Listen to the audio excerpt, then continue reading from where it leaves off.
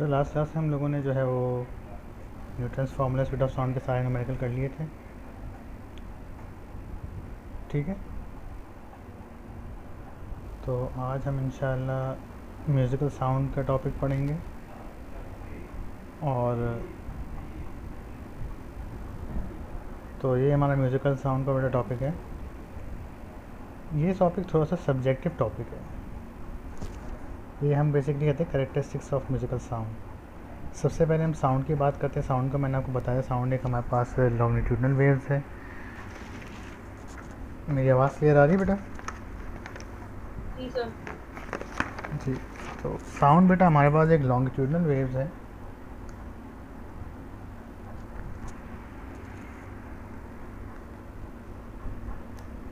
तो हमारे जो इर्द गिर्द दो साउंड के टाइप्स पाई जाती हैं, एक म्यूज़िकल साउंड होती है और एक होती है नॉइस।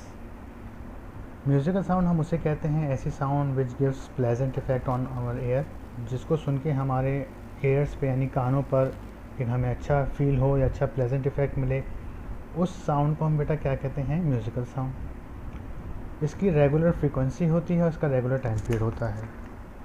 जैसे यहाँ देखें आप, ये ऊपर एक ट्यूनिंग फोक वाइब्रेट हो रहा है, इसकी ये वेव्स जनरेट हो रही हैं। राइट साइड पे देख लें तो ये म्यूज़िकल साउंड आ रही है। तो ये हमारे कानों पर कोई ज़्यादा जर्किंग इफेक्ट नहीं देगी। अब इसके एवज जो दूसरी साउंड होती है इसको हम नॉइस कहते हैं, यानी कि अनम्यूज़िकल साउंड या अनवांटेड साउंड। तो वो साउंड जिसको सुन के हमारे कानों पे एक बुरा इफेक्ट हो, जैसे हॉर्न की आवाज़ आती है, sound of an horn which gives an unpleasant effect on our ear. तो देखें ये हैमरिंग हो रही है, तो हैमरिंग की जो साउंड क्रिएट हो रही है इसको हम नॉइस कहते हैं। तो नॉइस का अगर आप वेव देखें तो एक इरेगुलर सा पैटर्न है, लेकिन वो रिपीट हो रहा है। देख रही हैं आप इसकी वेव कैसी अजीब सी है। ट्रांसवर्स नेचर है लेकिन बड़ी अजीब सी वेव चल रही है इसकी। सर आपकी स्क्रीन प्रेजेंट नहीं हो रही। Oh sorry sorry.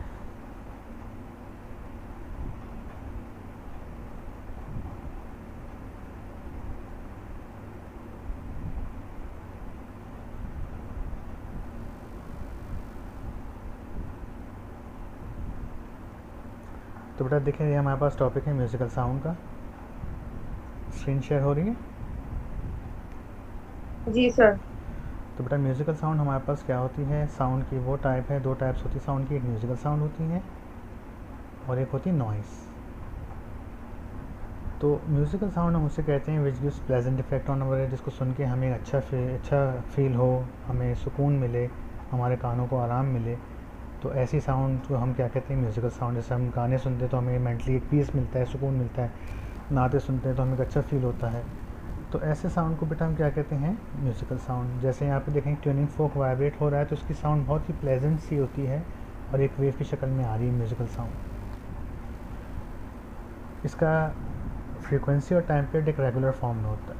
इसके बाद जो दूसरी साउंड है जिसको हम कहते हैं नॉइस। नॉइस हम ऐसी साउंड को कहते हैं जो हमारे कानों को अच्छा अनप्लेजेंट इफेक्ट प्रोवाइड करें, which gives unpleasant effect on our ear. इसको हम कहते हैं नॉइस।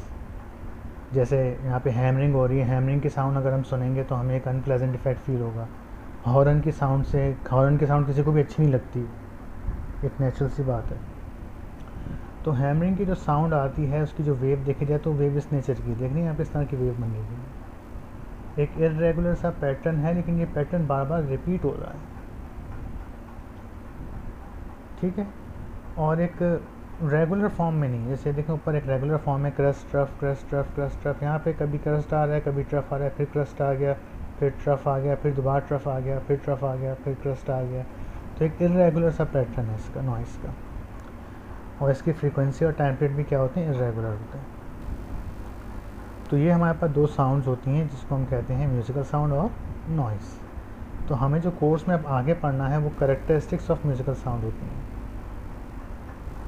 कि म्यूज़िकल साउंड को हम किन तीन कैरेक्टरिस्टिक्स के ऊपर ऑब्ज़र्व करते हैं। वी कॉल्ड हैं कैरेक्टरिस्टिक्स या उनकी प्रॉपर्टीज़। तो ये तीन क्वांटिटीज़ है बेटा, लाउडनेस, पिच एंड क्वालिटी, जिस पे हम कैरेक्टरिस्टिक्स ऑफ साउंड को एक्सप्लेन करते हैं, डिफ़ाइन करते हैं कि इस साउंड की लाउडनेस क्या है, उसकी पिच क्या है और उसकी क्वालिटी क्या है। और ये तीनों क्वांटिटीज़ जो हैं बेटा, ये सब्जेक्टिव क्वांटिटीज़ हैं। ये बड़ी अहम बात है। कुछ क्वांटिटीज़ ऑब्जेक्टिव होती हैं और कुछ क्वांटिटीज़ सर वो सब्जेक्टिव आयशा होती का मैसेज आया है ग्रुप पे कि उसका इंटरनेट चल नहीं रहा है। हैं। चलें, ओके, नो इशू। ठीक है, तो बेटा ये हमारे पास 3 कैरेक्टरिस्टिक्स होती हैं। तो सबसे पहले आपको इतना समझना होगा कि कैरेक्टरिस्टिक्स में हमारे पास लाउडनेस, पिच और क्वालिटी जो आ रही हैं, ये तीनों जो हैं ये सब्जेक्टिव क्वांटिटीज़ हैं। सब्जेक्टिव क्वांटिटीज़ का मतलब क्या होता है, मैं आपको एक्सप्लेन करता हूँ। जैसे बेटा आप लोगों ने फिज़िकल क्वांटिटी पढ़े हैं, कुछ हमारे पास जो होती हैं वो सब्जेक्टिव क्वांटिटी होती हैं,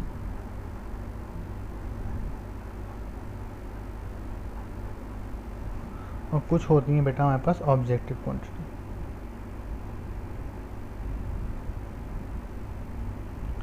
सब्जेक्टिव क्वांटिटी वो होती हैं जो पर्सन टू पर्सन वेरी करती हैं,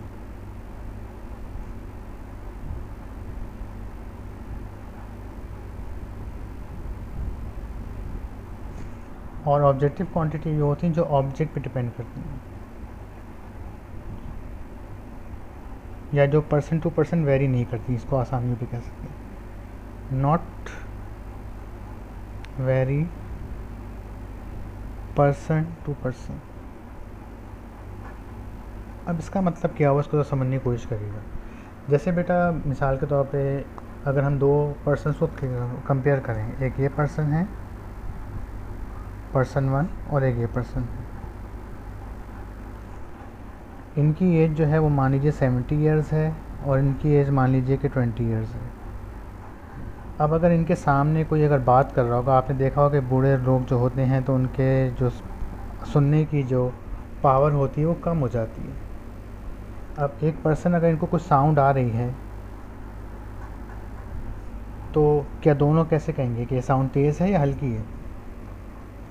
जो 70 ईयर्स का पर्सन होगा उसके सामने अगर मैं जितनी आवाज़ में बात कर रहा हूँ तो उसे लगेगा कि मैं बहुत ही हल्के बोल रहा हूँ, और जो 20 ईयर्स का जो पर्सन होगा वो कहेगा आपकी आवाज़ नॉर्मल है, मुझे सही सुनाई दे रही है।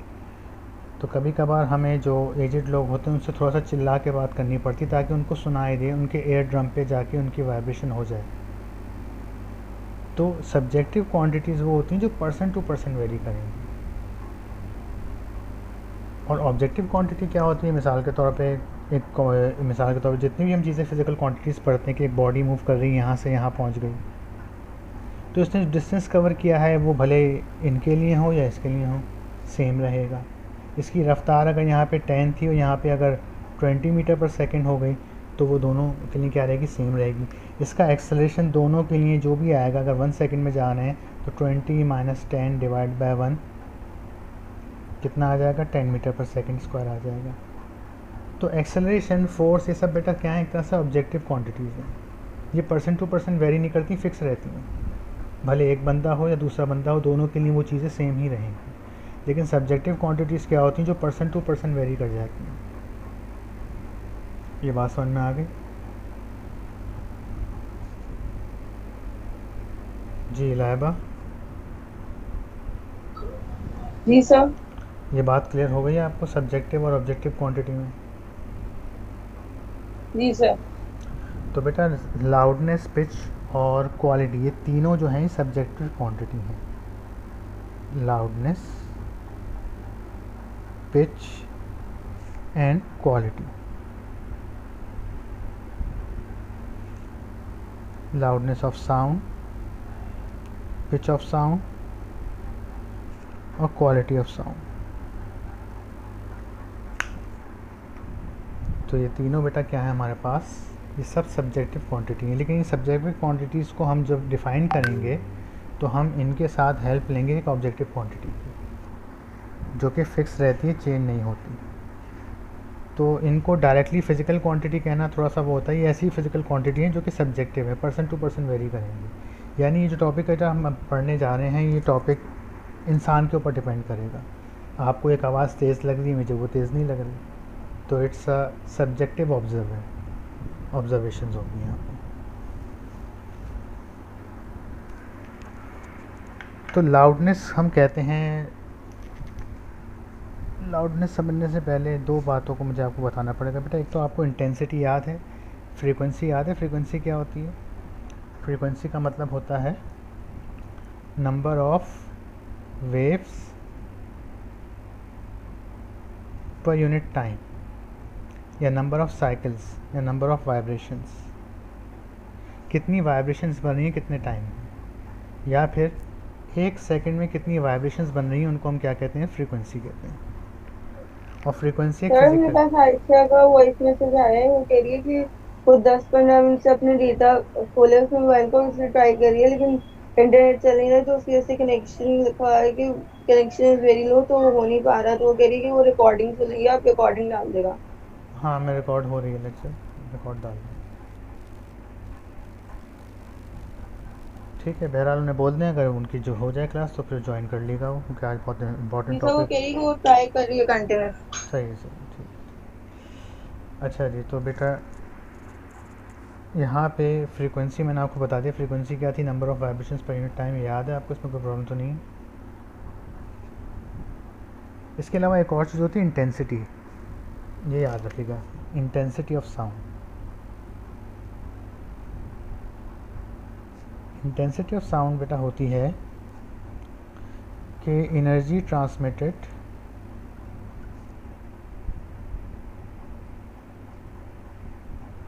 Per unit area per unit time, यानी कितनी एनर्जी ट्रांसमिट हुई, energy transmitted per unit area per unit time, इस क्वांटिटी बेटा को हम क्या कहते हैं, इंटेंसिटी कहते हैं। इंटेंसिटी को हम आई से डिनोट करते हैं, और इंटेंसिटी को मैं यूँ भी लिख सकता हूँ कि बेटा एनर्जी अपॉन टाइम को हम क्या कह सकते हैं, पावर। एनर्जी अपॉन टाइम को हम क्या कह सकते हैं, power transmitted per unit area. ये भी एक फिज़िकल क्वांटिटी है, यानी कि कोई भी जो एनर्जी ट्रांसमिट हो, वो एनर्जी, जैसे एक एनर्जी ट्रांसफ़र हो रही है बेटा, ये अभी एनर्जी किस एरिया पर ट्रांसफ़र हो रही है, इस रकबे का एरिया कितना है इस जगह का, और कितने टाइम में हो रही है, ये क्या कहलाती है, इंटेंसिटी। अगर एक बहुत तेज़ साउंड आती है, शदीद साउंड आती है, तो हमारे कान को एकदम जो है वो ज़ोर से उस पर हमारा एक जर्क आता है, एकदम कोई तेज़ साउंड आए, ब्लास्ट की आवाज़ आए, तो उसकी इंटेंसिटी ज़्यादा होती है, हमारे कान के पर्दे बाज़ दफ़ा डैमेज भी हो जाते हैं, क्योंकि उसकी एनर्जी ज़्यादा होती है, कम टाइम में ज़्यादा एरिया पर ट्रांसफ़र हो जाती है, तो इसलिए उसकी इंटेंसिटी बेटा क्या होती है, ज़्यादा होती है। तो energy transmitted per unit area per unit time is called intensity of sound. इसका यूनिट होता है वॉट का यूनिट होता है पावर, ये पढ़ा होगा आपने जब चैप्टर नंबर 7 में। पावर का यूनिट होता है वॉट, और एरिया का यूनिट होता है मीटर स्क्वायर। तो इंटेंसिटी का यूनिट क्या हो जाता है, watt per metre square. Is that clear, यहाँ तक कोई प्रॉब्लम? No sir.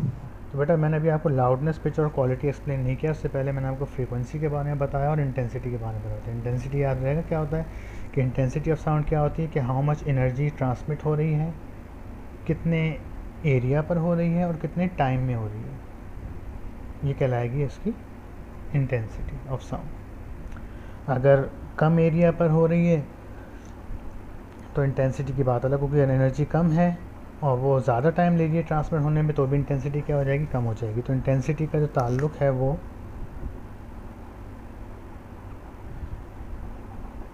पावर यानी कि एनर्जी के साथ डायरेक्ट है, और एरिया और टाइम के साथ क्या है, इन्वर्स है। एरिया और टाइम कम करेंगे तो इंटेंसिटी क्या हो जाएगी, बढ़ जाएगी। इंटेंसिटी बढ़ानी है तो एनर्जी ज़्यादा करें, इंटेंसिटी बढ़ानी है तो एरिया जगह का कम होना चाहिए, इंटेंसिटी बढ़ानी है तो उसे कम वक्त में ट्रांसफ़र करना होगा, तब जाके इंटेंसिटी बढ़ेगी। ठीक है, तो ये चीज़ बढ़ेगी कब, जब टाइम कम हो जाए, ये चीज़ बढ़ेगी कब, अगर एरिया कम हो जाए, ये चीज़ बढ़ेगी कब, अगर एनर्जी ज़्यादा हो। एनर्जी ज़्यादा होगी तो ज़्यादा होगी। जैसे एक समंदर की लहर आती है बेटा, एक बड़ी लहर आती है, ज़्यादा एनर्जी लेकर आती है तो उसका ज़्यादा होती है। इसी के साथ साथ इंटेंसिटी को एक चीज़ और डिपेंड होती है, इंटेंसिटी डिपेंड करती है एम्पलीट्यूड पर।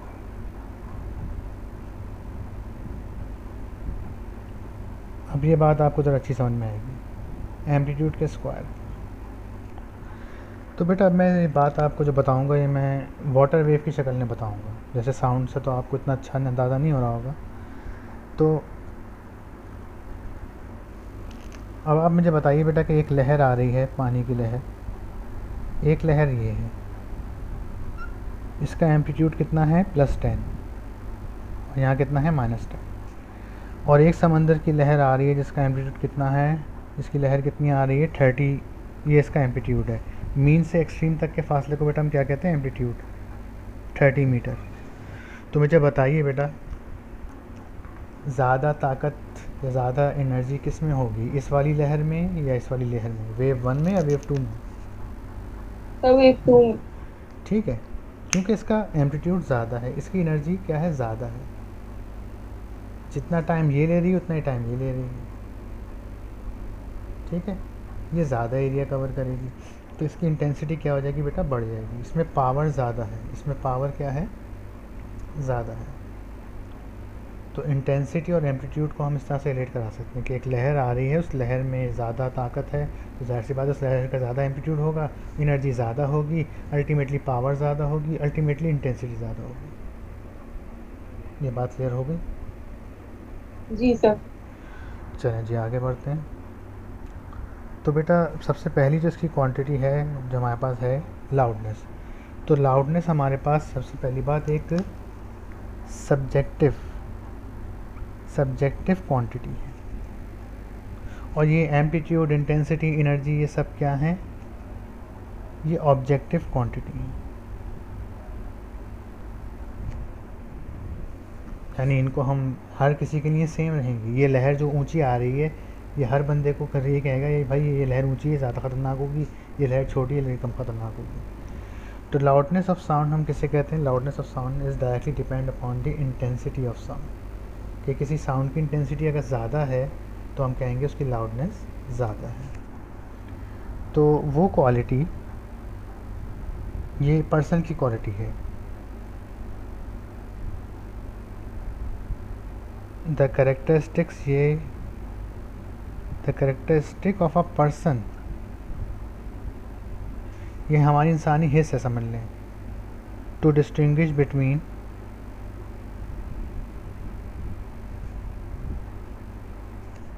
Loud and faint sound. हमारी बेटा ये समझ लें सेंस, जिससे हम ये बात का अंदाज़ा लगा पाते हैं कि ये साउंड जो हमें आ रही है वो तेज़ आ रही है या हल्की आ रही है, उस सेंस को हम क्या कहते हैं, लाउडनेस कहते हैं। उस करेक्टरिस्टिक्स को हम क्या कहते हैं, लाउडनेस। वो करेक्टरिस्टिक्स जिससे हम डिस्टिंग्विश कर सकें कि एक साउंड जो है वो हमारे पास कैसी आ रही है, लाउड आ रही है या फेंट आ रही है, उसे क्या कहा जाता है, लाउडनेस। उस करेक्टरिस्टिक्स को हम क्या कहते हैं, लाउडनेस। और ये टोटली किस पे डिपेंड करती है, ऑन पर्सन, सब्जेक्टिव क्वांटिटी। इसके साथ साथ लाउडनेस जो है वो डायरेक्टली प्रोपोर्शनल होती है इंटेंसिटी से।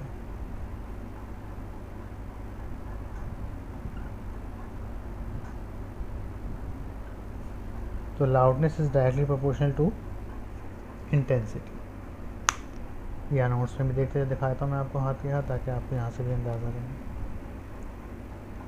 तो magnitude of hearing sensation produce by sound is called loudness, या वो करेक्टरिस्टिक्स ऑफ साउंड जिससे हम डिफ्रेंशिएट कर सकें कि एक साउंड जो है वो लाउड है या हल्की है। जैसे बेटा मैं आपसे बात कर रहा हूँ और अभी अगर पीछे से हल्की सी कोई बहुत ही मामूली सी आवाज़ आ रही है, कोई पर्सन विस्परिंग कर रहा है, तो आप बता सकते हैं कि सर आपकी साउंड लाउड आ रही है, दूसरे की जो साउंड है वो थोड़ी फेंट आ रही है। तो ये जो आपने जिस सेंसेस को ऑब्ज़र्व किया, उस सेंस को हम क्या कहते हैं, लाउडनेस। इस करेक्टरिस्टिक्स को हम क्या कहते हैं, इससे आपने इसे डिफ्रेंशिएट कर पाए। ठीक है, जैसे देख लीजिए दो लहरें, ये लाउड है, ये फेंट है, क्वाइटर है। ये साउंड लाउड है, ये साउंड जो है वो थोड़ी कम है, क्वाइटर है, क्योंकि इसका एम्पलीट्यूड ज़्यादा है, इसका एम्पलीट्यूड कम है। क्लियर हुई बात? जी बेटा यहाँ तक बात क्लियर हो गई? सर एक सेकंड दोबारा रिपीट करेंगे। बेटा वो करेक्टरिस्टिक्स ऑफ साउंड जिससे आप किसी भारी और हल्की आवाज़ में, मतलब भारी तो नहीं कह सकते, तेज़ ऊंची आवाज़ में और हल्की आवाज़ में फ़र्क कर पाएँ। उस क्वालिटी, उस करेक्टरिस्टिक्स को हम क्या कहते हैं? लाउडनेस। ये देखें लिखी हुई भी डेफिनेशन, ये टोटली एक सब्जेक्टिव डेफिनेशन है कि वो characteristics by which you can differentiate between loud and faint sound. एक साउंड बहुत तेज़ आ रही है, एक ड्रम बज रहा है, बहुत तेज़ साउंड आ रही है उसकी, और एक जगह कोई एक पर्सन बात कर रहा है, एक बंदा चिल्ला रहा है और एक बंदा हल्के से बात कर रहा है, तो आप इस बात को सुन के ऑब्ज़र्व करके बता सकते हैं कि भाई इनकी साउंड जो है बहुत ज़्यादा लाउड है, इनकी साउंड जो है वो बहुत हल्की है। ठीक है, तो उस करेक्टरिस्टिक्स को हम क्या कहते हैं? लाउडनेस कहते हैं, उसको एल से रिप्रेजेंट करते हैं। क्लियर है बात? इस डायग्राम में देख लें, जी सर। यहाँ पे ये साउंड क्वाइटर है, शायद सुनाई भी ना दे। जैसे मैं अभी आपसे बात कर रहा हूँ, मैं अपनी आवाज़ अगर हल्की कर दूँ, बिल्कुल इस तरह से हल्के हल्के से बात करूँ, तो आपको मेरी आवाज़ सही से, आपकी साउंड बहुत हल्की आ रही है, यानी कि फेंट हो गई है। तो ये आपने ऑब्ज़र्व करके बताया ना, इस ऑब्ज़र्विंग सेंस को हम क्या कहते हैं? लाउडनेस कहते हैं। और ये वाली जो आवाज़ है ये थोड़ी ऊंची, इसकी वेव, इसका एम्पलीट्यूड ज़्यादा है। देखें, इसका ये लाउडर साउंड है, इसका एम्पलीट्यूड ज़्यादा है, इसका एम्पलीट्यूड कम है। तो एक साउंड लाउड है और एक साउंड क्वाइटर यानी फेंट है। ठीक है, इसके बाद बेटा आता है इंटेंसिटी। अब देखें यहाँ पे पिच से पहले हमें, पिच और क्वालिटी से पहले जो है इंटेंसिटी और लाउडनेस पे ही हम काफ़ी ज़्यादा आगे काम करेंगे। ये बात क्लियर हो गई आपको? जी सर। तो लाउडनेस बेटा क्या है हमारे पास? The characteristic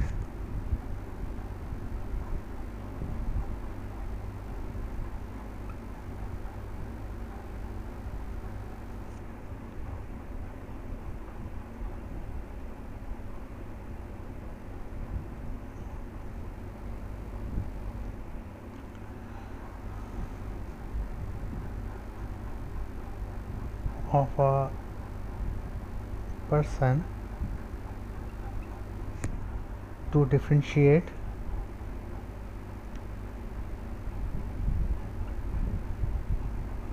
between loud and faint sound. फेंट का मतलब हल्की आवाज़ होती है, इस कॉल्ड लाउडनेस, उसे हम क्या कहते हैं? लाउडनेस कहते हैं। और लाउडनेस बेटा क्या होता है? डायरेक्टली डिपेंड करती है किसके ऊपर? इंटेंसिटी के ऊपर, और डायरेक्टली डिपेंड करती है एम्पलीट्यूड के स्क्वायर के ऊपर। ठीक है जी, क्लियर हो गई बात? तो अगर एक साउंड लाउड आ रही है तो उसका एम्पलीट्यूड ज़्यादा होगा, यानी कि एक ये साउंड है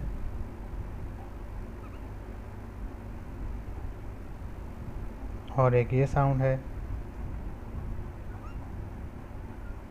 तो ये फेंट मानी जाएगी और ये लाउड मानी जाएगी, क्योंकि इसका एम्पलीट्यूड ज़्यादा है, इसका एम्पलीट्यूड कम है।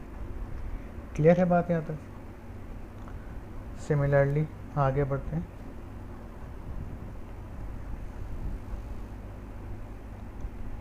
अब इसके बाद इन्होंने बेटा इंटेंसिटी को डिफाइन किया है कि इंटेंसिटी क्या होती है। इंटेंसिटी मैं आपको पहले ही बता चुका हूँ कि energy passing normally per unit area per unit time is called intensity. कितनी एनर्जी ट्रांसमिट हो रही है, कितने टाइम में हो रही है और कितने एरिया में हो रही है, इसका ऐसा यूनिट क्या होता है? Watt per metre square.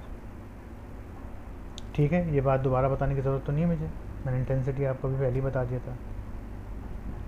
Clear है बात? जी बेटा, हाँ जी लाया। सर। अब इसके बाद बेटा कुछ इंटेंसिटी, यानी कि जैसे मैं आपसे, अब मैं इंटेंसिटी, लाउडनेस को in term of intensity he define करूँगा। तो यहाँ पे कुछ वैल्यूज़ हैं कि ह्यूमन इंटेंसिटी रिस्पॉन्स के, वो आवाज़ या उसकी शिद्दत या उसकी लाउडनेस जिसको हम कहेंगे कि threshold of hearing. Threshold of hearing क्या होती है? कि अगर किसी साउंड की intensity exponent -12 what per metre square है, अगर किसी साउंड की इंटेंसिटी कितनी है बेटा? Exponent -12 what per metre square है, तो उसको हम कहते हैं थ्रेशोल्ड ऑफ हियरिंग। यानी अगर किसी की इंटेंसिटी इससे कम हुई तो वो आवाज़ सुनाई नहीं देगी। थ्रेशोल्ड का मतलब इतनी आवाज़ हमारे ह्यूमन एयर सुन सकते हैं। ओके, और अगर किसी साउंड की जी सर। इंटेंसिटी 1 वॉट/मीटर स्क्वायर तक पहुंच जाए, यानी इतनी आवाज़ पे हमारे कानों में दर्द होना शुरू हो जाता है, तो हम इसको क्या कहते हैं, इस क्वांटिटी को, यानी इतनी साउंड की इंटेंसिटी को हम क्या कहते हैं, थ्रेशोल्ड ऑफ पेन कहते हैं। ये बात याद रहेगी। एक थ्रेशोल्ड ऑफ जी सर। हियरिंग है, यानी कि एक्सपोनेंट -12 तक होनी चाहिए वरना आवाज़ सुनाई ही नहीं देगी। और अगर 1 वॉट से ऊपर हुई, 1 वॉट भी समझ लें, हमारे कानों पे पेन होना शुरू हो जाएगा। नहीं होता ना, अगर हम एक सॉन्ग को भी अगर हम बहुत तेज़ आवाज़ में सुने तो हमारे कानों को एक हद तक तो वो सॉन्ग प्लेजेंट लगेगा, अगर वो हमारे कानों पे जो है वो जर्क इफेक्ट प्रोड्यूस करने शुरू कर देगा, हमें पेन होना शुरू हो जाएगा। तो ये वो उसकी लिमिट है, ठीक है। इसके बाद ये वेबर फ्रेशनर लॉ है, ये कभी कभार एग्जाम में एमसीक्यूज़ में आता है कि loudness is directly proportional to the log of intensity. तो एक साइंटिस्ट ने ये दिया था रिलेशन, वेबर फ्रेशनर नामी साइंटिस्ट ने। जैसे मैंने बताया आपको कि लाउडनेस का जो है वो इंटेंसिटी के साथ डायरेक्ट रिलेशन है, तो यही बात वेबर फ्रेशनर ने बताई थी। उन्होंने क्या कहा, वेबर फ्रेशनर लॉ, उन्होंने कहा कि लाउडनेस जो है वो डायरेक्टली प्रोपोर्शनल है log of base 10 of intensity के। इस स्टेटमेंट को हम क्या कहते हैं, वेबर फ्रेशनर लॉ कहते हैं। बहुत ही सिंपल सा टॉपिक है ये, बहुत ही सिंपल, ठीक है जी। तो ये है इनकी स्टेटमेंट कि log is directly proportional to 10 of I, ठीक है जी। अच्छा, थ्रेशोल्ड ऑफ हियरिंग को we call it I naught. Threshold of hearing is called I naught से रिप्रेजेंट करते हैं। थ्रेशोल्ड ऑफ पेन को हम आई कह देते हैं, यानी आई नॉट की वैल्यू फिक्स रहेगी हर जगह। Its value is threshold of pain is I naught exponent -12 watt metre square. तो जब फिर यहाँ से प्रोपोर्शनलिटी साइन हम हटाएंगे, so it will become log 10 I. तो जब यहाँ से प्रोपोर्शनलिटी साइन हटेगा तो ये क्या बन जाएगी question, loudness is equal to constant log I, और कांस्टेंट की जगह के आ जाएगा, के कोई भी कांस्टेंट है,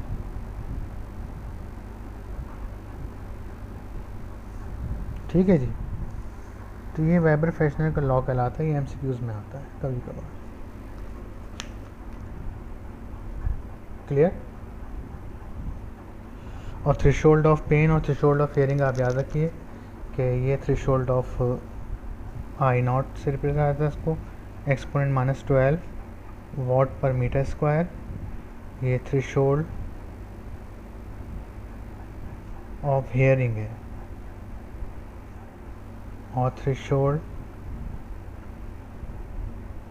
ऑफ पेन क्या होती है, 1 वॉट/मीटर स्क्वायर। इतनी आवाज़ हमारे कानों को डैमेज कर सकती है, ज़्यादा देर तक हमें पेन होना शुरू हो जाएगा। जैसे ब्लास्ट होता है ना, तो हमारे कानों में से खून निकल आता है, क्योंकि हमारे कान के पर्दे डैमेज हो जाते हैं, जो भी है, ठीक है जी। अच्छा जी, अब इसके बाद एक चीज़ आती है इंटेंसिटी लेवल। ये बहुत ही आसान सी डेफिनेशन है। अगर बेटा दो लाउडनेस का आप डिफरेंस ले लें, सपोज़ कि एक इंटेंसिटी आई है और एक इंटेंसिटी आई नॉट है, और ठीक है, और इनकी अगर आप इंटेंसिटीज़ का, इनकी लाउडनेस का अगर आप क्या ले लें, डिफरेंस निकाल लें, यानी कि एक लाउडनेस को मैं लिख देता हूँ आई नॉट से, एक को लिख देता हूँ आई से, तो इनका अगर हम डिफरेंस निकाल लें तो उसे बेटा हम क्या कहते हैं, इंटेंसिटी लेवल कहते हैं। इसको मैं एक्सप्लेन कर देता हूँ आपको। तो इंटेंसिटी लेवल क्या होता है, difference in the loudness is called intensity level. Difference in the loudness is called intensity level.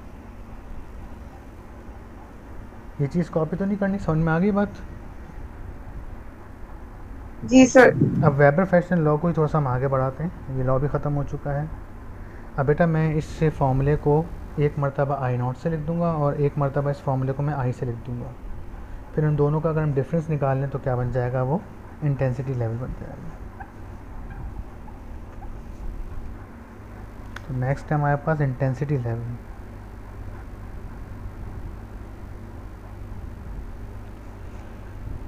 So let L naught कितना है, के लॉग आई नॉट के बराबर है, क्वेश्चन 1। और एल कितना है, दो लाउडनेस आ रही है हमारे पास, यानी कि दो इंटेंसिटीज़ हैं, आई के बराबर, ये क्वेश्चन 2 हो गई। तो अगर हम इनका डिफरेंस निकाल लें एल माइनस एल नॉट तो क्या हो जाएगा बेटा,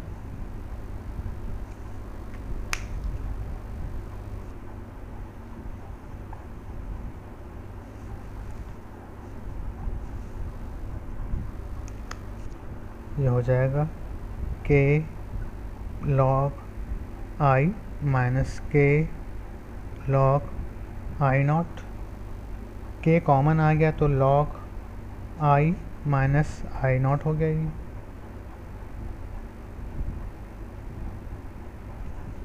क्लियर है।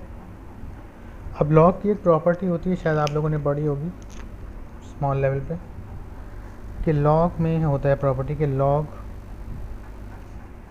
ए माइनस लॉग बी, इसको आप यूँ भी लिख सकते हैं कि log A divide by B. अगर लॉग की दो टर्म आपस में सब्ट्रैक्ट हो रही हों तो आप उन क्वांटिटीज़ को, उन टर्म्स को आप डिवाइड में भी लिख सकते हैं। तो ये क्या है, लॉग आई यानी log A minus minus log B log I not.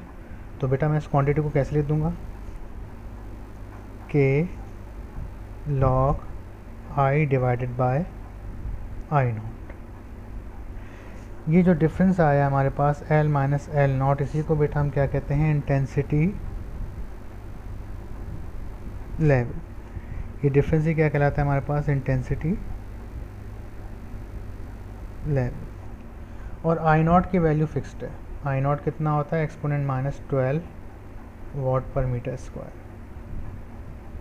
आई कुछ भी हो सकता है, आई कोई भी फाइनल इंटेंसिटी जिससे आप उसको कंपेयर करें, यानी कि आप मेरी साउंड की इंटेंसिटी को थ्रेशोल्ड ऑफ हेयरिंग से कंपेयर करें तो वो कहलाएगा। क्लियर है, कॉपी करना है तो कर लें इसको।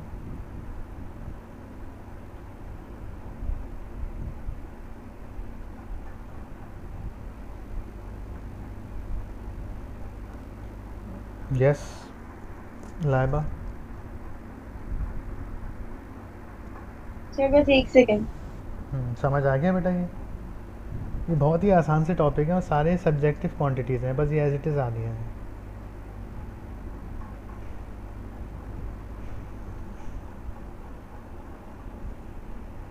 सर आपके पास डबल होके आ रही है।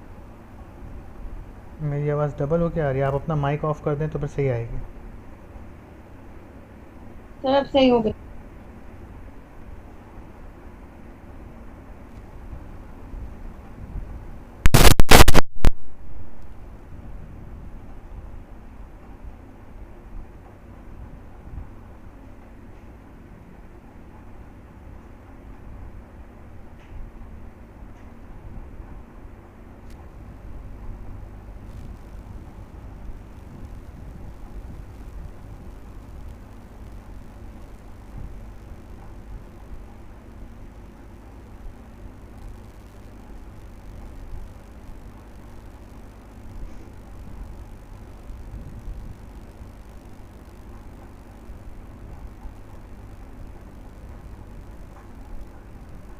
जी कॉपी हो गया।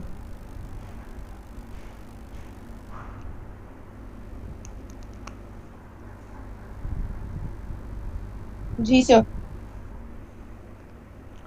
ठीक है, ये फार्मूला होता है, प्रॉपर्टी होती है, इसको अप्लाई करके हमने बना लिया। अच्छा देखते हैं हम कहाँ तक पहुँच गए। हम यहाँ तक पहुँच चुके हैं बेटा, ठीक है। तो मैंने आपको इंटेंसिटी लेवल को पी से रिप्रेजेंट करते हैं, के log 10 I upon I not, यहाँ तक बता दिया। अच्छा इसका यूनिट क्या होता है, ये ज़रा देख लीजिएगा, नोट से पढ़ लीजिएगा इसको थोड़ा सा आप लोग। इसका यूनिट होता है बेल। इंटेंसिटी यूनिट किस में बेटा मेजर की जाती है, बेल में। ग्राहम बेल नामी साइंटिस्ट था ना, उसी के नाम पर है ये। बेल में या फिर डेसीबेल में भी होती है। Intensity level of sound whose intensity is 10 times of intensity of reference sound is equal to 1 bel. इसको बेटा याद कर लीजिएगा। 1 बेल जो है 1/10 यानी डेसीबेल के बराबर होता है। तो यहाँ पे इंटेंसिटी लेवल का फॉर्मूला बेल के अंदर क्या हो जाएगा, के की वैल्यू क्या हो जाएगी हमारे पास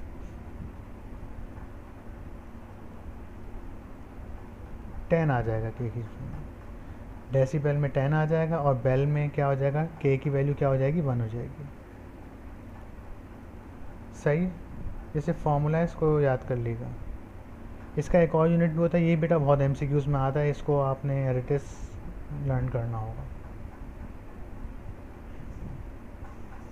ये चीज़, ये 1 सोन जो है वो 40 डेसिबल के बराबर होती है क्वांटिटी, और इसमें फ्रीक्वेंसी क्या होती है साउंड की 1000 हर्ट्ज़ होती है।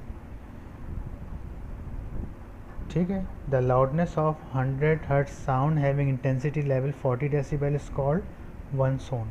तो ये बेटा एमसीक्यूज में अक्सर आ जाता है, इसको पढ़ लीजिएगा।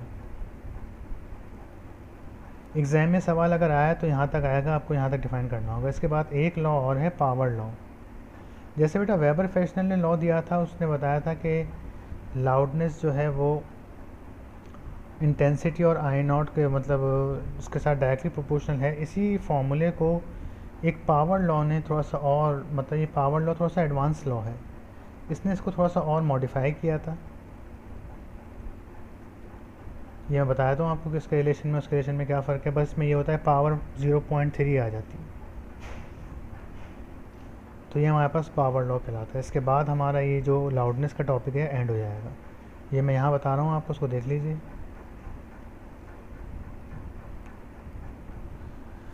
कि पावर लॉ में क्या फ़र्क था। तो वेबर फेशनर का जो लॉ था हमारे पास, उसने हमें क्या इन्फॉर्मेशन प्रोवाइड की थी।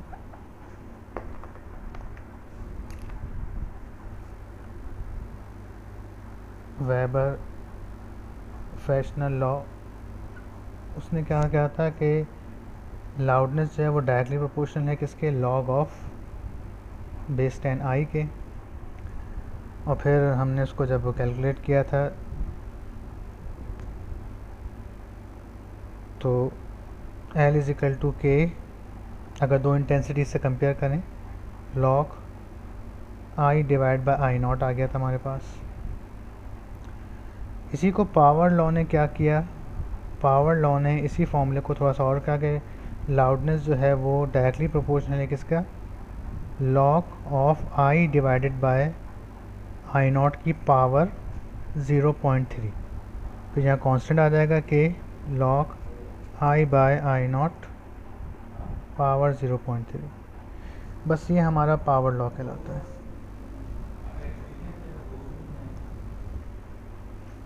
ठीक है, तो ये हमारे पास पावर लॉ कहलाता है। Is that clear? जी सर। बस इसको पढ़ लीजिए एक मतलब, वैसे तो वेबर फेशनल लॉ तक ही ज़्यादातर आता है, पावर लॉ मैंने कभी देखा नहीं आता एग्ज़ाम में। हाँ लेकिन बेटा ये एमसीक्यूज़ की हद तक इम्पॉर्टेंट है चीज़ें, so you should prepare for them MCQs. ठीक है जी। अच्छा ठीक है, इसको पढ़ लीजिएगा, बस यहाँ तक याद कर लीजिएगा, इनफ है, इससे ज़्यादा नहीं आता है इसमें, लाउडनेस के अंदर ज़्यादा नहीं। अब बेटा हम इसके सेकंड उस पर आ रहे हैं, पिच पर। जैसे मैंने आपको लाउडनेस बताया कि लाउडनेस किस पे डिपेंड करती है, loudness depend upon the intensity of sound, amplitude of sound and energy transmitted per unit area per unit time, power of sound पर डेंसिटी। अब ये पिच क्या है, पिच कहते हैं बेटा हम लोग फ्रीक्वेंसी के वो characteristic by which we can distinguish between shrill and grave sound. ये वो हमारी करेक्टरिस्टिक्स है जिससे हम किसी श्रिल और ग्रेव साउंड के दरमियान डिफरेंस कर पाते हैं। जैसे मिसाल के तौर पे हम फ़ोन पे अगर बात करें तो फ़ोन पे हम सुन के ही बता देते हैं कि ये कोई मेल बात कर रहा है, फीमेल बात कर रही है। तो ये जो हमारी एबिलिटी है या ये जो हमारी सलाहियत है, इस सब्जेक्टिव क्वालिटी को, सब्जेक्टिव क्वांटिटी को हम क्या कहते हैं, पिच कहते हैं। ठीक है, तो पिच हमारे पास क्या हो जाएगा,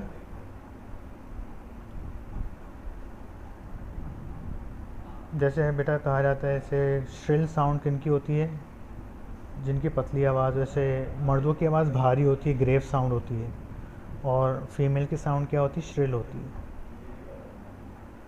ठीक है, तो श्रिल साउंड की पिच हाई होती है और ग्रेव साउंड की जो पिच होती है वो लो होती है।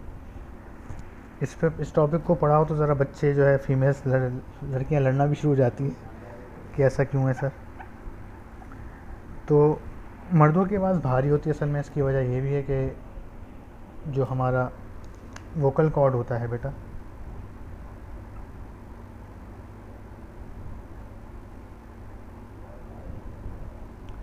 हमारा वोकल कॉर्ड जो होता है बेटा, जो मेल्स का होता है वो थोड़ा थिन होता है, थिक लेयर होती है जो वाइब्रेट होता है, जब हम बात करते हैं ना वाइब्रेट होता है। और फीमेल्स की जो ये वोकल कॉर्ड होता है इसकी लेयर बहुत थिन होती है। तो जब यहाँ से एनर्जी निकलती है और यहाँ से भी उतनी एनर्जी निकले तो ये थोड़ा स्लो वाइब्रेट होता है, वाइब्रेट स्लो, और ये होता है वाइब्रेट फास्ट।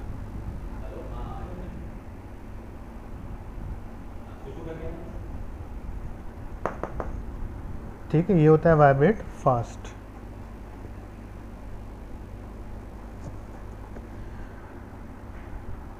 तो जैसे अगर बात कर रहा हूँ तो मेरा जो आवाज़ है वो भारी है, मेल की आवाज़ है, क्योंकि मैं उतनी एनर्जी से अगर एक फ़ीमेल बात करें तो उनकी जो ये होती है साउंड जब निकलती है तो उसमें वाइब्रेशन ज़्यादा होती है, यानी कि मेरी फ्रीक्वेंसी ये आ रही होगी मिसाल के तौर पर, यहाँ तक का टाइम मान लीजिए 1 सेकेंड है, तो इसमें कितनी वेव बन रही हैं, 1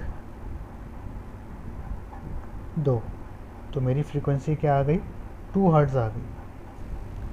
अब इसी में अगर कोई फ़ीमेल बात कर रही होंगी तो उनकी क्या आ रही होगी फ्रीक्वेंसी, यहाँ 1 हर्ट्ज़ है, ये 1 सेकेंड टाइम है, उनकी फ्रीक्वेंसी ज़्यादा होगी, 1 2 3 4 5, तो इनकी फ्रीक्वेंसी कितनी आई, कितने साइकिल्स, कितनी वेव पूरी हो गई, 1 2 3 4 5, 1 सेकेंड में, तो फ्रीक्वेंसी कितनी होगी, 5 हर्ट्ज़ होगी। तो मेरी फ्रीक्वेंसी कम होगी, उनकी फ्रीक्वेंसी ज़्यादा होगी, इसलिए कहा जाता है जैसे मेरी आवाज़ जब कानों तक जाएगी तो कान कितनी बार वाइब्रेट करेंगे, 2 दफ़ा वाइब्रेट करेंगे 1 सेकेंड में, और वही साउंड जब किसी फ़ीमेल की जाएगी उतनी ही एनर्जी से उन्होंने बोला है, तो वो साउंड जब कानों तक पहुँचोगी तो कान के एयर ड्रम कितनी दफ़ा वाइब्रेट करेंगे, 5 दफ़ा वाइब्रेट करेंगे। तो इसलिए कहा जाता है कि औरतों की आवाज़ कानों में चुभती है, क्योंकि वो आवाज़ ज़्यादा वाइब्रेट कराती है ड्रम को, उनकी पिच हाई होती है, फ्रीक्वेंसी ज़्यादा होती है। ठीक है, ये बात समझ में आ गई बेटा आपको। तो पिच जो है हमारे पास, pitch is directly depend upon the frequency of sound. तो इसकी एक और डेफिनेशन भी है कि वो characteristics of sound, the characteristic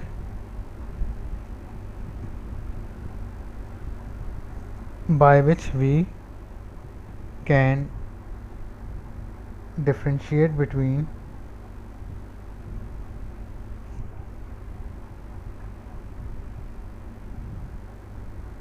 grave का मतलब भारी आवाज़ जैसे मर्दों की होती है, ग्रेव एंड श्रिल साउंड। तो बताइए एग्जाम्पल में क्या आ जाएगा, मैन साउंड, डॉग्स, और फीमेल के साथ क्या आ जाएगा, फीमेल की आवाज़ जो है वो श्रिल होती है, कैट की आवाज़ श्रिल होती है, ये साउंड क्या है, श्रिल है, और ये सब क्या हैं, ग्रेव आवाज़ें। ठीक है, जैसे मर्दों की आवाज़ जो भारी होती है, डॉग की जो बार्किंग होती है उसकी आवाज़ भी भारी होती है, बिल्ली की आवाज़ पतली होती है, फीमेल्स की आवाज़ भी श्रिल होती है। ठीक है जी, तो ये हमारे पास क्या कहलाती है चीज़, पिच ऑफ साउंड। अगर पिच हायर है तो फ्रीक्वेंसी हायर होगी, पिच लो है तो फ्रीक्वेंसी लो होगी। ठीक है जी, तो ग्रेव साउंड की फ्रीक्वेंसी कम होती है, श्रिल साउंड की फ्रीक्वेंसी ज़्यादा होती है। मैंने आपको मिसाल देके बता दी कि एक मैन और वुमेन, दोनों सेम एनर्जी से बात कर रहे हैं तो भी देखें इनकी आवाज़ ज़्यादा वाइब्रेट होगी, इनकी आवाज़ कम वाइब्रेट होगी। क्लियर है बेटा?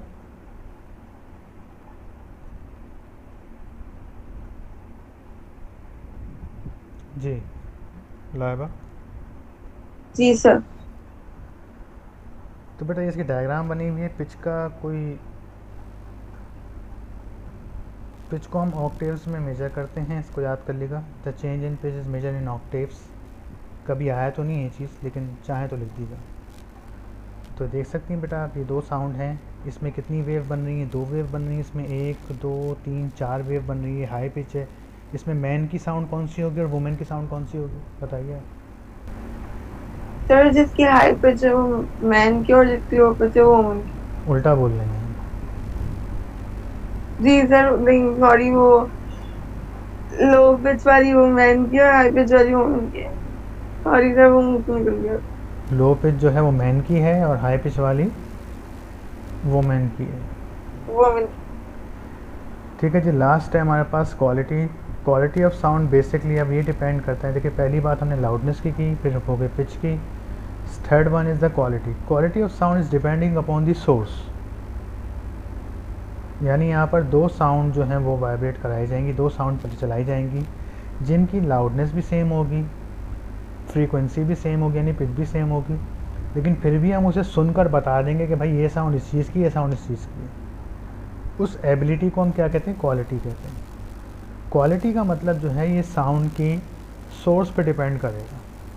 मिसाल के तौर पर एक पियानो बेटा बजाया जा रहा है, वाइब्रेट हो रहा है, और एक जो है वो गिटार बज रहा है, तो आप दोनों की आवाज़ सुन के बता देंगे ना सर ये कि ये बांसुरी की आवाज़ आ रही है, गिटार की आवाज़ आ रही है, वायलिन की आवाज़ आ रही है, बगैर देखे। ऐसा पॉसिबल है या नहीं है? एक जगह ड्रम बज रहा है और एक जगह जो है वो जो है मिसाल के तौर पे वायलिन बज रहा है, गिटार बज रहा है, पियानो बज रहा है, तो आप आवाज़ सुन के बता देंगे ना सर ये आवाज़ ड्रम की है और ये आवाज़ पियानो की है। इस एबिलिटी को हम क्या कहते हैं? क्वालिटी कहते हैं। तो क्वालिटी ऑफ साउंड क्या होता है? By which we can distinguish between 2 sound, लेकिन इसमें हमने एक चीज़ क्या सेम रखी कि उनकी फ्रीक्वेंसी भी सेम रखो, उनकी लाउडनेस भी सेम रखो, but playing with 2 different source का मतलब वो इंस्ट्रूमेंट। इस चीज़ को हम क्या कहते हैं? क्वालिटी कहते हैं। तो बेसिकली क्वालिटी ऑफ साउंड किसके बारे में इंफॉर्मेशन देती है? Tell us about the musical instrument के कौन सा इंस्ट्रूमेंट जो है वो वाइब्रेट हो रहा है, जिसकी साउंड हमें सुनाई दे रही है। So that is the end of this lecture. तो क्वालिटी को हम टिम्बर भी कहते हैं, ठीक है। तो ये डिफरेंट साउंड आ रही है, मान लीजिए पियानो की है और ये गिटार की है, लेकिन इनकी वेव, इनके टाइम पीरियड सब सेम है, लेकिन फिर भी हम इनको सुन के बता देंगे कि भाई ये आवाज़ जो है ये पियानो की है, ये गिटार की है, ये वायलिन की है, या ये ड्रम की है। इस एबिलिटी को हम क्या कहते हैं? क्वालिटी कहते हैं। क्लियर है बात? लिख के दिखाऊँ ये एनफ है? जी लाइबा। सही है। ओके, तो यहाँ पे बेटा हमारा ये जो पूरा टॉपिक है ये वाइंड अप हो जाता है। अब ये कुछ हैं बातें, ऑडिबल फ्रीक्वेंसी, अल्ट्रासाउंड और इंफ्रासोनिक साउंड। तो ऑडिबल साउंड फ्रीक्वेंसी क्या होती है? वो साउंड जो हम सुन सकते हैं। मैं आपको लिख के बताता हूँ इससे पहले।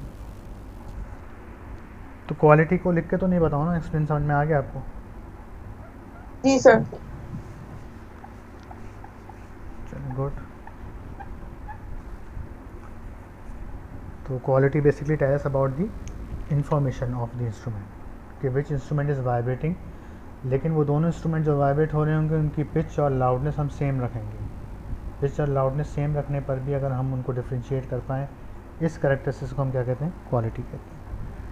Okay, now audible frequency.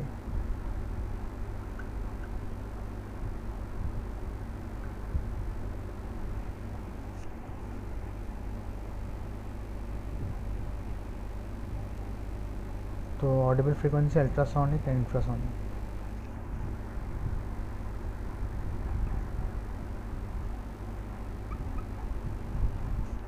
तो बेटा ऑडिबल साउंड हमारे पास कौन सी होती है? वो साउंड यानी कि 20 हर्ट्ज से लेकर 20,000 हर्ट्स या फिर 20 किलो हर्ट्स, वो साउंड जो इस रेंज में आए उसको हम क्या कहते हैं, ऑडिबल साउंड। यानी हमारे एयर, ह्यूमन सुन सकता है इसको, human air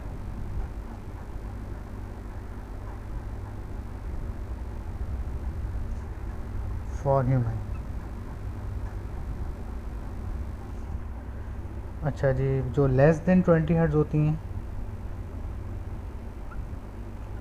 less than 20 hertz, वो कहलाती हैं हमारे पास इंफ्रासोनिक।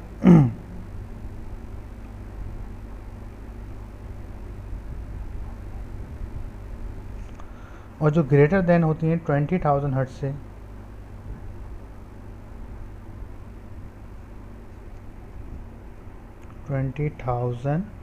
हर्ट्स या फिर 20 किलो हर्ट्ज से, वो कहलाती हैं बेटा अल्ट्रासोनिक साउंड।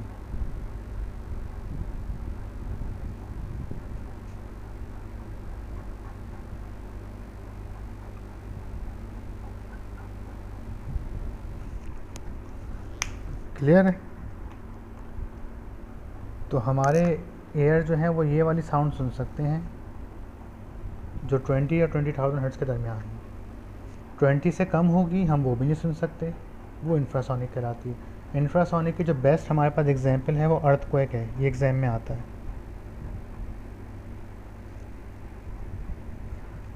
अर्थक्वेक की जो वेव्स होती हैं वो क्या होती हैं, इंफ्रासोनिक होती हैं। अल्ट्रासाउंड कराने आते तो अल्ट्रासाउंड में कौन सी वेव्स निकल रही होती हैं, अल्ट्रासोनिक वेव्स होती हैं, उनकी फ्रीक्वेंसी ग्रेटर देन 20 हर्ट्ज होती है। ये बहुत सर अभी इंपॉर्टेंट। एमसीक्यू आया था टेस्ट में इंफ्रासोनिक साउंड का। हाँ, इंफ्रासोनिक वेव्स या साउंड, ठीक है जी। ये बहुत आता है, बहुत ही ये फेमस एमसीक्यू है। देखें यहाँ लिखा हुआ भी है मैंने, इतना बड़ा बड़ा, earthquake waves are infrasonic, infrasound भी कहते हैं इनको, ठीक है। अल्ट्रासोनिक, अल्ट्रासाउंड, ऑडिबल फ्रीक्वेंसी ये कहलाती है। क्लियर है बेटा यहाँ तक? कोई प्रॉब्लम? इसको आप नोट कर लें, कॉपी कर लें, इसको याद रखिएगा आराम से।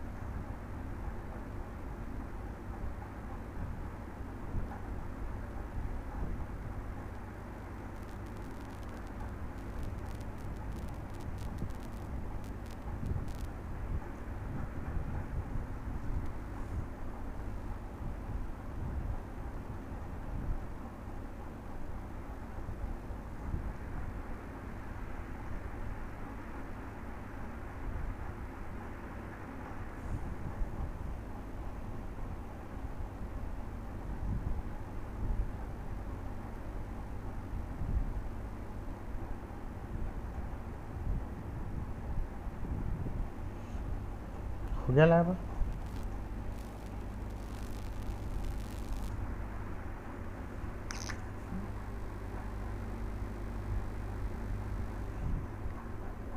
जी सर। चलें, गुड। अच्छा, इसका एक आध न्यूमेरिकल देख लेते हैं। वैसे तो इसके न्यूमेरिकल नहीं आते एग्जाम में, लेकिन देख लेते हैं क्या है। इसके फॉर्मूले बेटा सिर्फ यही हैं थोड़े से। कहाँ है इसके फॉर्मूले?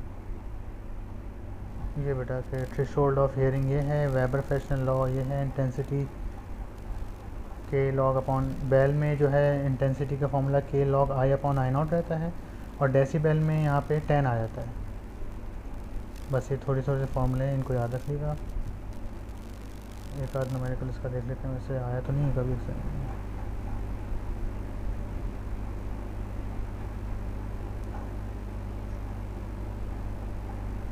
ये दो न्यूमेरिकल हैं बेटा।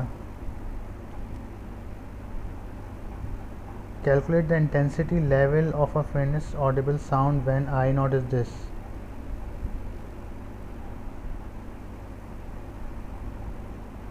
तो यहाँ पे हमें फेंटेस्ट साउंड का इंटेंसिटी लेवल बताने को कह रहे हैं, यानी आई भी आई नॉट के बराबर है और आई नॉट की वैल्यू तो आपको पता है (10⁻12 होती है।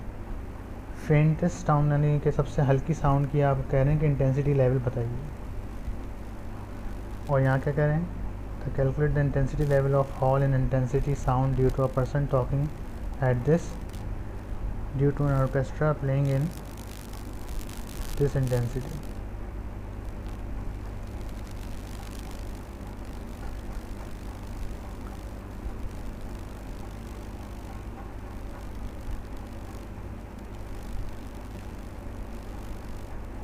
ठीक है, क्वेश्चन नंबर जो ये है 1993 में आया हुआ है, इसको मैं सॉल्व कर देता हूँ।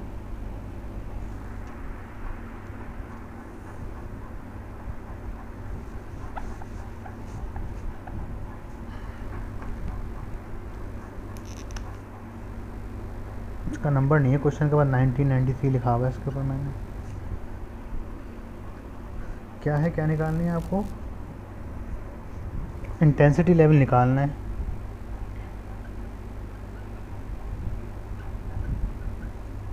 यानी कि पी फाइंड करना है आपने, और फेंटेस्ट साउंड यानी कि आई जो गिवन है ना आपको, वो फेंटेस्ट साउंड कह रहे हैं। तो फेंटेस्ट साउंड की वैल्यू कितनी गिवन है आपको, (10⁻12 वाट पर मीटर स्क्वायर गिवन है, और जो आई नॉट होता है वो भी यही वैल्यू होती है (10⁻12 वाट पर मीटर स्क्वायर। तो फार्मूला क्या है आपके पास, P बराबर है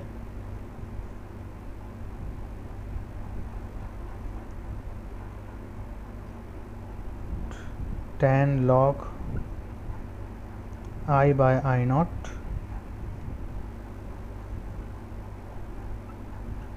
तो बेटा आई नॉट और आई दोनों सेम है, आई नॉट ये फिक्स्ड वैल्यू है, इन्होंने जो आई की वैल्यू दी है वो भी कहना है कि फेंटेस्ट साउंड पे कैलकुलेट करें। अच्छा जी, कर लेते हैं। 10⁻12 10⁻12, तो ये ख़त्म होके 1 हो जाएगा।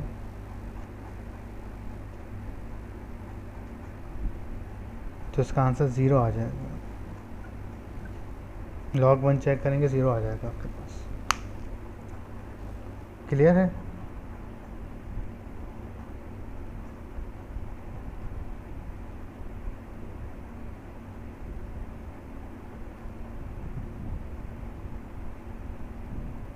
जी लाइबा।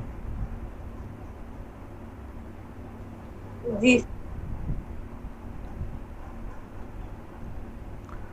अच्छा, calculate the intensity level of a hall in the intensity of sound due to a person talking (10⁻5 watt per metre square and due to an orchestra playing is (10⁻1 watt per metre square.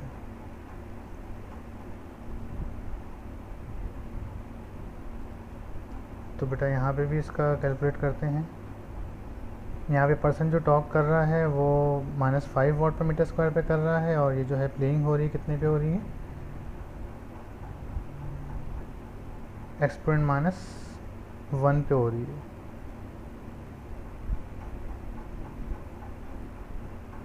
तो (10⁻1 हमारा आई हो जाएगा, और आई not कितना हो जाएगा, जो उसकी जो पर्सन बात कर रहा है बहुत ही फेंटेस्ट साउंड में, (10⁻5 और (10⁻1।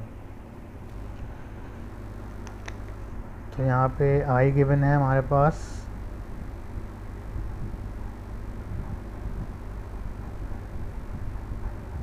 ये गिवन है (10⁻5 और ये गिवन है (10⁻1।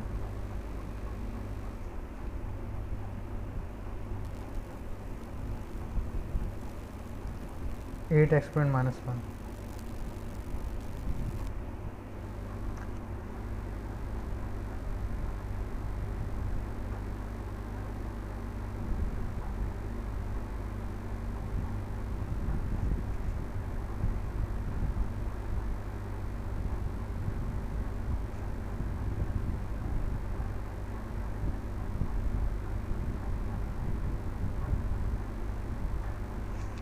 ये रखिएगा वैल्यूज़ बेटा, क्या आंसर आ रहा है इसका, कैलकुलेटर से चेक करिएगा।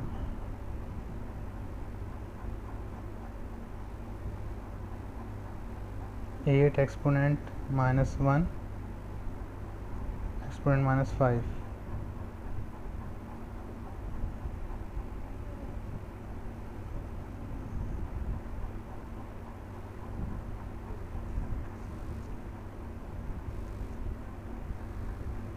लॉग ऑफ बेस 10 लगाइएगा। इसका आंसर वैसे 40 डेसिबल आ जाएगा। इसका आप यूज़ करेंगे तो आई थिंक इसका आंसर आएगा 4। जब 10 से मल्टीप्लाई करेंगे तो 40 डेसिबल आंसर आ जाएगा इसका। चेक कर लीजिएगा इसको बाद में। ठीक है बेटा, तो फ़िलहाल मैं आज क्लास यहीं पे एंड कर रहा हूँ। कल इंशाल्लाह जो है हम डॉपलर इफ़ेक्ट को कर लेंगे ताकि लेक्चर हमारे ख़त्म हो जाए। डॉपलर इफ़ेक्ट लास्ट टॉपिक होगा चैप्टर का हमारा। सर क्लियर है बेटा? डॉपलर इफेक्ट जो है उसके केसेस हैं? जी बेटा, उसके केसेस हैं। पहले उसको मैं एक्सप्लेन करूँगा, फिर उसके डेरिवेशंस पे केसेस डेराइव करके फिर हम आगे बढ़ जाएंगे। ठीक है सर। ठीक है, चलें आज लेते हैं, रखते हैं। अल्लाह हाफ़िज़। अल्लाह हाफिज़ सर।